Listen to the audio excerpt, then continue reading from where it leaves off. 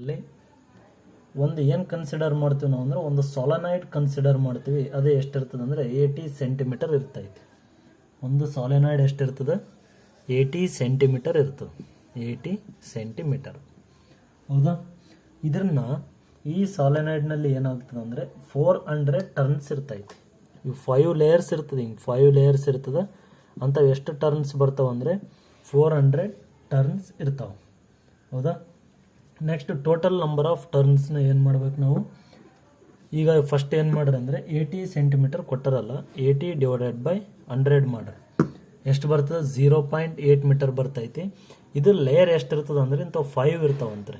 5 layers ಇರ್ತದೆ ಮತ್ತು 400 turns ಇರ್ತಾವೆ, ಹೌದಾ? ಅದಕ್ಕೆ ನಾವು ಏನು ಮಾಡ್ತೀವಿ ಇಲ್ಲಿ ಅಂತಂದರೆ 5 ಲೇಯರ್ಸ್ ಇಂಟು 400 ಟರ್ನ್ಸ್ ಟೋಟಲ್ ಎಷ್ಟಾಗ್ತದೆ?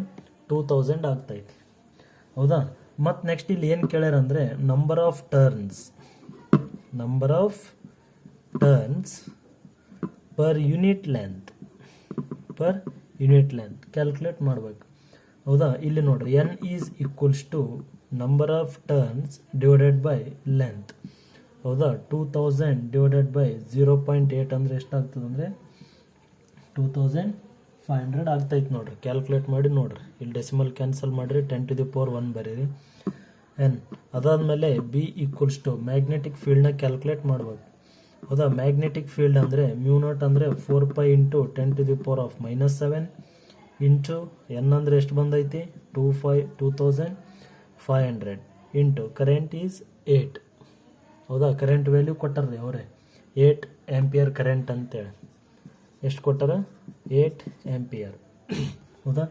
8 ಅಂದರೆ ಇಲ್ಲಿ ಬಿ ಈಕ್ವಲ್ಸ್ ಟು, ಹೌದಾ? ಇದೆಲ್ಲ ಕ್ಯಾಲ್ಕುಲೇಟ್ ಮಾಡಿರಿ. 4 ಇಂಟು 2005 ಮಾಡಿದರೆ 1 2 3 4 80,000, ಹೌದಾ? 2500 ಇಂಟು 4 ಮತ್ತು ನೆಕ್ಸ್ಟ್ ಇಂಟು 8 ಎಲ್ಲ ಮಾಡಿದರೆ ಎಷ್ಟಾಗ್ತದೆ ಅಂದರೆ 8000 ಆಗ್ತದೆ. 4 ಇಂಟು 2500. ನೆಕ್ಸ್ಟ್ ಏನಾಗ್ತದೆ ಇಲ್ಲಿ pi as it is same ಬರ್ತದೆ, 10⁻⁻7. ಇದು ಬಿ ಈಸ್ ಈಕ್ವಲ್ಸ್ ಟು ಇದನ್ನ ಏನಂತೇಳಿ ಬರ್ಕೋಬೋದು ನಾವು? 8 ಪೈ, ಇಲ್ಲಿ ಎಷ್ಟು ಸೊನ್ನೆ ಅದ? 1 2 3 4 10⁻4 ಇಂಟು 10⁻⁻7, ಹೌದಾ? Next B is equals to 8 into pi value is 1.342 into 10⁻⁻3, 4 - 7 ಅಂದರೆ -3. ನೆಕ್ಸ್ಟ್ ಇದರ B is equals to multiplied ಮಾಡಿದರೆ 25.12 ಇಂಟು 10⁻⁻3.